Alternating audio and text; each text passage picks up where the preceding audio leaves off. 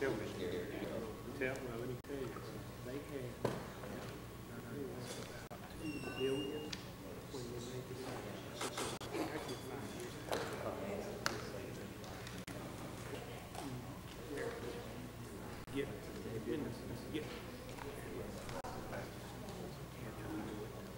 first year they lost 70 million. Second year they lost 107.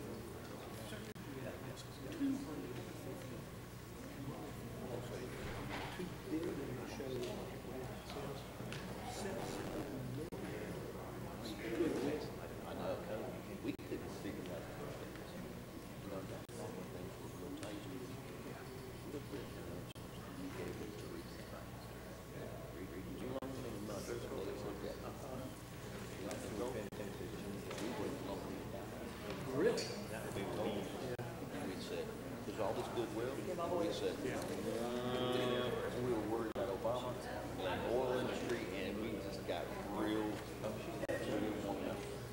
But I'm so glad for you that it turned out. When I saw that sign up there, I said, "Woo!" I'm glad. You're right. Well, I was because every time I get a letter or anything from them, I'm like scared. When they called me,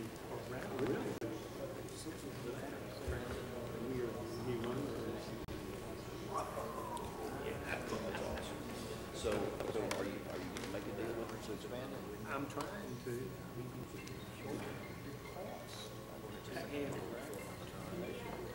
Well,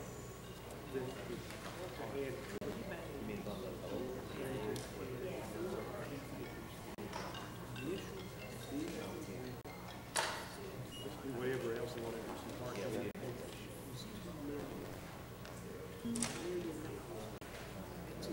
Their budget. So they came to me asking for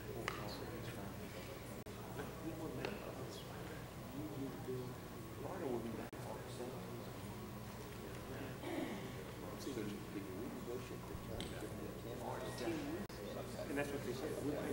Well, and let me tell you, it's either like loans. Right. You got to pay tax on amortization, you know, so. Yeah, so if you get a tenant United, it didn't run. And that's where we don't make it a price of loan. You know, if I mean, so they down the scale. That's what we're sitting. I'm supposed to give them a price. Welcome to the February 21st meeting, Mobile City Planning Commission. I would like to take a moment to review our operating procedures. Our meeting is divided into the sessions, the public hearing session and the deliberation session. In the public hearing session, an application or a group application on the agenda is called. The applicant makes his or her presentation. Commission members ask questions, if any. Members of the public make their comments. Only 4 people may speak for an agenda item, a project, and 4 against. Each speaker is limited to 5 minutes, subject to questions by the commission. After 4 minutes, a loud beep will indicate 1 minute left to speak, and at this, please summarize your comments. After all opposition speak finish, the applicant will be given time to respond. If you do intend to speak, please come to the podium, speak into the microphone, and give your name and address for our minutes. Please direct all comments to the commission only and not to the applicant or the audience. And please remember to speak directly into the microphone. On routine applications, the applicant may simply raise his or her hand if there are no objections to the staff recommendations. I will then announce that the applicant is in full agreement with those recommendations. If there are any questions, the applicant will be given an opportunity to respond. After hearing all applications, the commission will go into deliberation session. In the deliberation session, the commission discusses each application with input from the staff as necessary, but with no input from the audience. The commissioners then vote on each application, and the results of voting can be learned from the planning department. If some issue arises in the deliberation session that were not addressed in the public hearing, The chairman has the discretion either to allow additional comments pertaining to those issues in order to resolve them, or call for the application to be held over for discussion at a future meeting. Occasionally, one or more commission members may recuse themselves from discussing and voting on a given application. A recusal does not necessarily mean the member is directly involved with the application or the applicant. Depending upon the circumstances, ethical rules may require a recusal when there is only the slightest appearance of a conflict of interest. If a regular member recuses, a supernumerary will vote in their stead unless both supernumeraries are already voting due to absences. The Planning Commission makes final decisions subject to appeal on subdivisions, planning approvals, plan unit developments, PUDs. The Planning Commission only makes recommendations on zoning applications, with the City Council making the final decision. Please turn off or silence all cell phones at this time. Commissioner and staff, please remember to turn on your microphones when speaking. Attendance, Ms. Libby Latham, Ms. Jennifer Denson, here. Mr. John Dallas, here. Mr. Alan Cameron, here. Mr. Taylor Atchison, here. Mr. Matt Anderson, Mr. Nick Homberger, here. Ms. Bessrich, here. Mr. Don Embry, Here. Mr. Cart Blackwell. Here. We have a quorum. Starting with our holdovers, item 15216 Overlook Road, the application was withdrawn.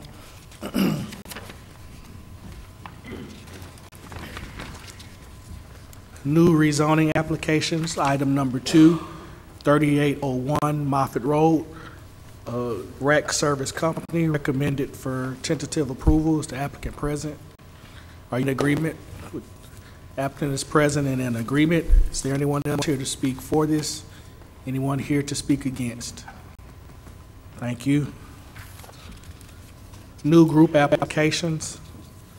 Item number 3, 600 West I-65 Service Road, subdivision and PUD, both are recommended for tentative approval. Is the applicant present? Are you in agreement with staff recommendations? Applicant is present and in agreement. Is there anyone else here to speak for this? Anyone here to speak against? Thank you. Item number 4, St. Ignatius Parish, Mobile, 3650, 3704, 3708, 3758 Spring Hill Avenue, PUD and planning approval, both recommended for approval. Is the applicant present? Are you in agreement with staff recommendations? We are. Applicant is present and in agreement. Is there anyone else here to speak for this? Anyone here to speak against?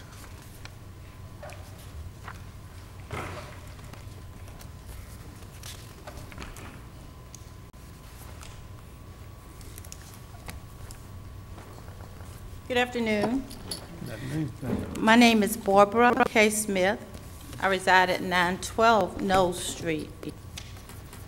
I have addressed a letter to the Commission regarding the drainage and stormwater management, the building project of St. Ignatius. So I'm not sure if we have that or not. We have it. Okay. Our concern is the water that may be coming down to the residents of Knowles Street. On the campus of St. Ignatius, 99% of the water and drainage from that campus drains through a private land on Knowles Street. Currently, there is a pond, it's either a retention pond or detention pond. I've seen it called several things on different places. But phase 2, they're going to build a new, different, perhaps bigger retention pond, and that pond is a few feet away from my property. We want assurances and involvement that the water from the new buildings that are going to be constructed on the campus will not push additional water onto adjacent properties on Knowles Street. We want involvement just to make sure that stormwater, those detention ponds are working, and that we have in the past, but we do not want to experience any additional water damage to our properties. And that is our position here today. Yes, ma'am. Usually in the construction and design submittal process, the engineering department will ensure that proper retention is handled, and current codes don't allow additional water to come off that site onto your street, and Mr. Armberger could more to that. Yes, Chairman. Yeah, it was when these sites come in and new impervious areas is proposed, the applicant has to address that and provide appropriate retention or detention for it. So, if there are increases, that will be addressed. I will say, oftentimes it's challenging in Mobile with the large rain events that we get, even when folks go to a more extreme design standard, these ponds do sometimes fill up, and in an upset condition, meaning a very large rain event, the water can fill up and go out beyond those things. So we never say 100% assurances. That's just not reasonable or practical, but they do meet very stringent design standards, and I'm sure the applicant's engineering firm, will make certain that everything is done appropriately. Okay, will the residents of Knowles Street, will we be aware of that or may known of any conditions that may adversely affect us? Well, ma'am, no, they typically, the engineering firm that's designing something. I'm sorry, I'm not hearing I'm sorry. you. When an engineering firm designs these improvements, they don't come back to the residents and say, here's what's being proposed. I mean, that's basically what this application that's before you is showing. So there won't be able to reach back out to the residents to say that, if I'm understanding your question correctly. Yeah, we just needed to know. We met with the engineers the other day, and we were told that there may be sediments and blockages in the drains, and that the city would adhere to making sure that all those drains, especially that big drain that goes down that property, that private property on Knowles Street, is not backed up. We'll certainly follow up with make sure their engineer is aware of any downstream conditions, and if it's an area or a situation where we need to get our public works crews involved, maybe help with something like that, we'll certainly make sure that's done as well. Okay, we would just like to be kept informed. Yes, ma'am. That's our concern. Thank you. Is there anyone else here to speak against this application? Thank you.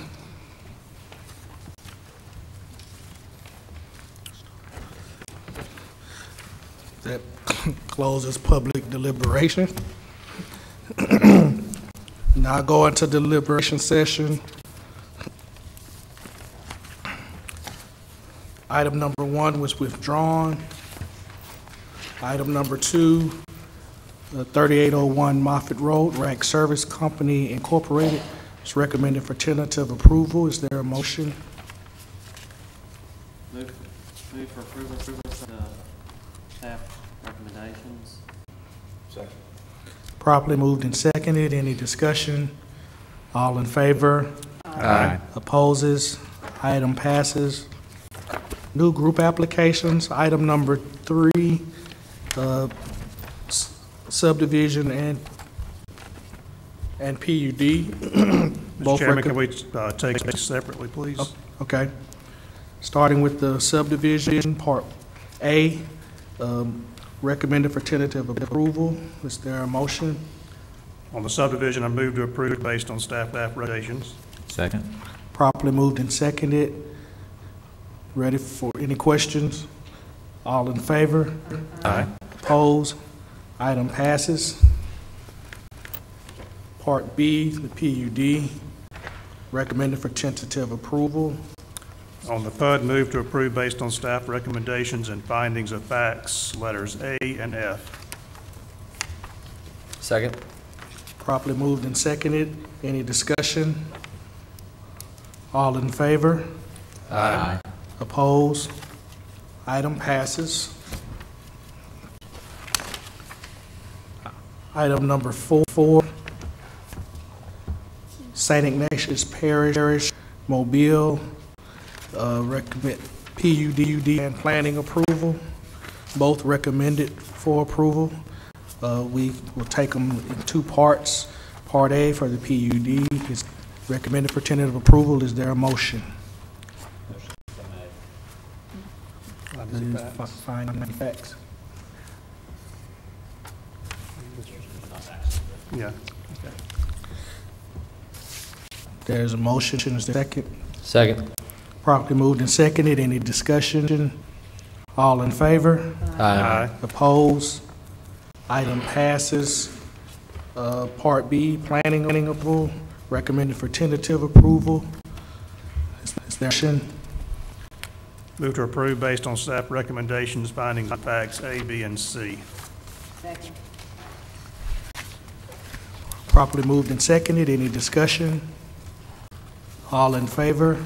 Aye. Opposed? Item passes. That includes deliberation.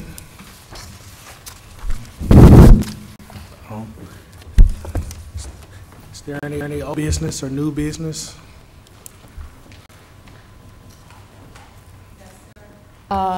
Just a reminder, we will not have a meeting the first week in March.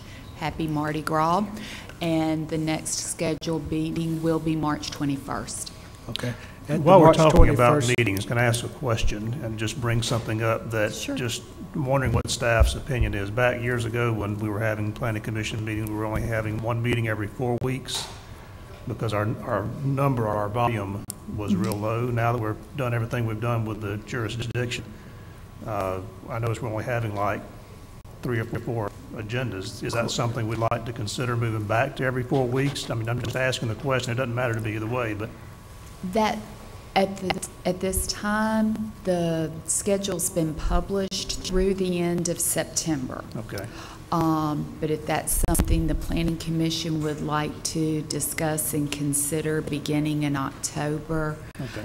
the one thing to consider is having one meeting a month will then extend time for some approvals. True, right. So that's just something to keep in the back of your mind.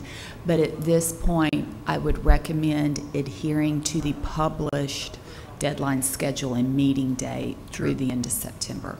Okay.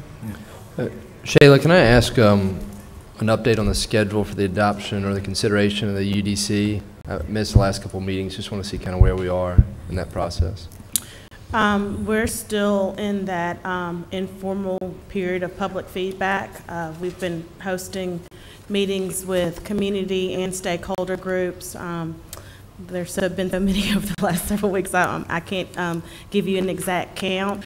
The deadline for public comment is March the 8th, but I've had community groups, large and small, stakeholder groups, large and small, that have either come to us requesting time to be educated on the specifics of the code, but I've also been proactive in reaching out to groups to ensure that those that we feel like, they need a timely update.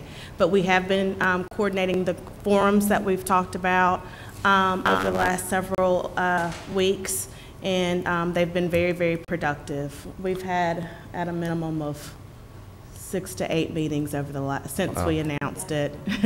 We had one in Mrs. Rich's district earlier this week. And there won't be anything on our agenda until after the end of that. Correct. Yeah. So once the March 8th period deadline ends, this team will be processing all of the comments that we've received. We've been getting them a steady flow. We get a update weekly, and we meet as a team regularly to process all of the comments that we've received. But during that time period, we will be going through all of those comments and then working toward a report that we will present to the Planning Commission. It may be beneficial before we move forward with any more finite steps with the commission to hold another business meeting, as we would like to hear feedback from the commission on how you would like to move forward that process. But so far, it's a very, I would say, informative educational opportunity for the public as well as for our team, as some insights have been shared with us that we're working through as we speak. Thank you. Any other questions or comments? Thank you. Meeting adjourned.